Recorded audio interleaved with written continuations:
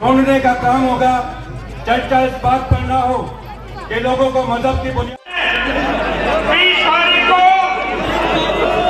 Samajwadi party की प्रत्याशी Samuel Rana को बड़ी बहुमत से जिताएंगे। ईश्वर हमारी मदद करे, खुदा हमारी मदद। लोकसभा का चुनाव था, बड़े बड़े होर्डिंग लगे, 2022 में बड़े बड़े होर्डिंग लगे, लेकिन अब मुख्यमंत्री जाए कोई होर्डिंग नहीं लगा, इसलिए कि वो प्रस्ताव में नहीं है कि मोरने के मील को बढ़ाया जाए।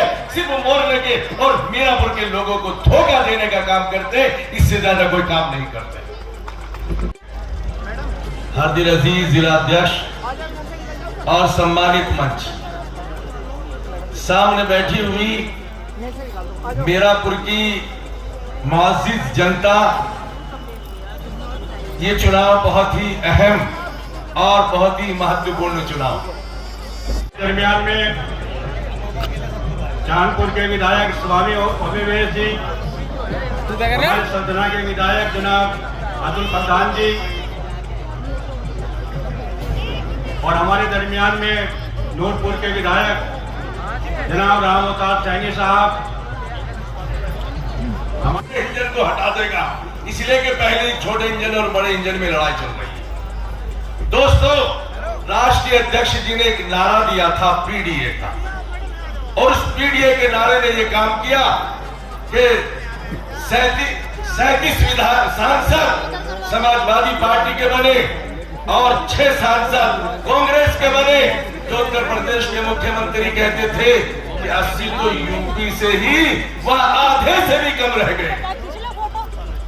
आज पूरे उत्तर प्रदेश के अंदर हालत यह है कि 9 सीटों पर समाजवादी पार्टी जीत रही है और इंशाअल्लाह हम मीरापुर भी जीत रहे हैं।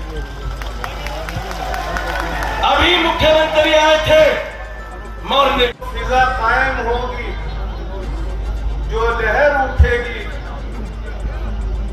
वो आवाज पूरे उत्तर प्रदेश के अंदर सुनी जाएगी और ये चुनाव तय करेगा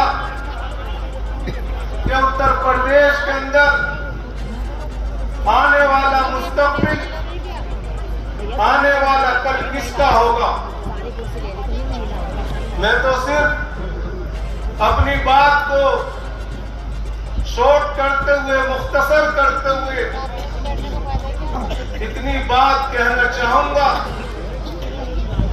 कि हमें कह देना चाहता हूं कि एक विधायक से नहीं तो सरकार बनेगी, नहीं सरकार गिरेगी, लेकिन 2027 के लिए आप लोगों को दिशा निर्देश जरूर मिलेगा। इसलिए आप लोग ये मन बना लेना, आप ये लोग मन बना लेना कि यहां से समाजवादी पार्टी का प्रत्येक कार्यकर्ता जीतेगा, अखिलेश यादव जी जीतेंगे, यहाँ पर संगठन के लोग जीतेंगे, कादिर राणा जी की पुत्र वधू जीतेगी। इसी में हमारा आपका सम्मान है। यदि हम समाजवादी सोच विचारधारा के व्यक्ति हैं तो आप लोगों को 5 दिन मेहनत करनी है। हमने 5-10 साल से लट खाए हैं, हमें 5 दिन और कड़ी मेहनत करनी है। इस कड़ी मेहनत का रिजल्ट आने वाली 23 तारीख को आप मिल जाएगा।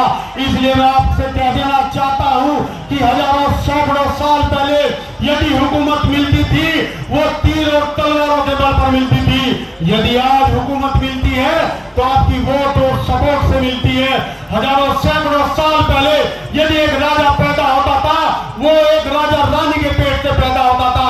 अगर आज कोई राजा पैदा होता है तो आपकी वोट से पैदा होता है।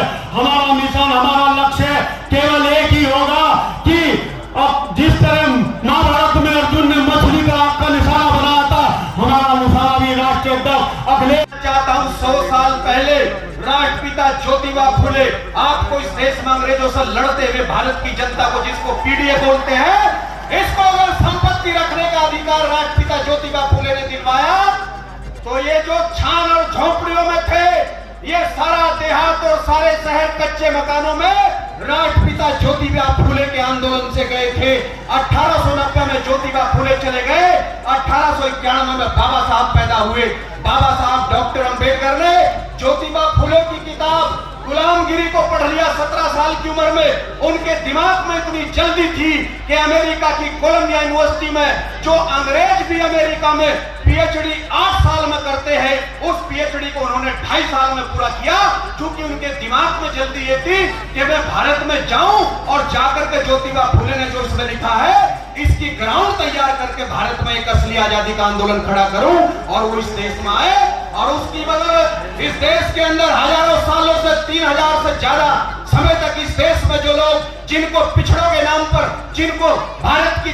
साथियों, ये बात सही है कि इस चुनाव से ना कोई सरकार गिरने वाली है ना कोई बनने वाली है, लेकिन इस सरकार से एक मैसेज जरूर जाएगा कि 2027 की नींव रखी जाएगी।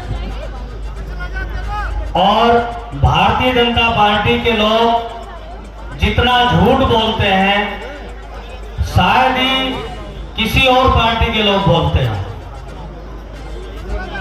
काम आज तक पूरे प्रदेश में जितना काम समाजवादी पार्टी की सरकार में हुआ, जितनी सड़कें बनी, जितने पुल बने, मेट्रो बनी, अगर गिनवाने लगे तो सुबह से शाम तक हो जाओ, उनके इन पटरोड़े की सुनवाई नहीं है। इन्होंने केवल समाजवादी पार्टी की सरकार में किए गए कार्यों पे अपना पत्थर लगवाने का काम किया, और यहाँ मीरापुर में खास तौर से केंद्र रहा इस चीज का, यहाँ नफरत फैलाने का काम किया। साथियों, कोई घर हो, कोई देश हो, कोई जिला हो, कोई परिवार हो, वो लड़के भिड़ के झगड़ा करके कभी तरक्की नहीं कर सकता। समाजवादी पार्टी के आदरणीय राष्ट्रीय अध्यक्ष अखिलेश यादव जी और समाजवादी पार्टी के प्रत्येक बच्चा, प्रत्येक कार्यकर्ता, प्रत्येक नेता इस बात के लिए वचनबद्ध है कि उत्तर प्रदेश में अमन हो, शांति हो, इस देश में अमन और शांति हो। और जब अमन और शांति होगी तभी देश की तरक्की होगी, प्रदेश की तरक्की होगी। इन्हीं शब्दों के साथ मैं आप लोगों से ये गुजारिश करता हूं कि यहाँ पे बहुत लोग चुनाव लड़ रहे और वो तरह तरह के प्रलोभन, तरह तरह के झांसे देंगे। चुनाव आमने सामने का है। चुनाव एक भारतीय जनता पार्टी और राष्ट्रीय लोकदल के गठबंधन का प्रत्याशी और दूसरा समाजवादी पार्टी का प्रत्याशी, तीसरे के बीच कोई चुनाव नहीं है, इसलिए वोट खराब करने की कोशिश मत करना। और 20 तारीख को जितनी ज्यादा से ज्यादा तादाद में अपनी वोट डाल दोगे, समाजवादी पार्टी के कैंडिडेट को जिता के भेजोगे, ये समझ लेना कि 2027 का झंडा बुलंद होगा। बहुत बहुत धन्यवाद। समाजवादी पार्टी जिंदाबाद, अखिलेश यादव जिंदाबाद।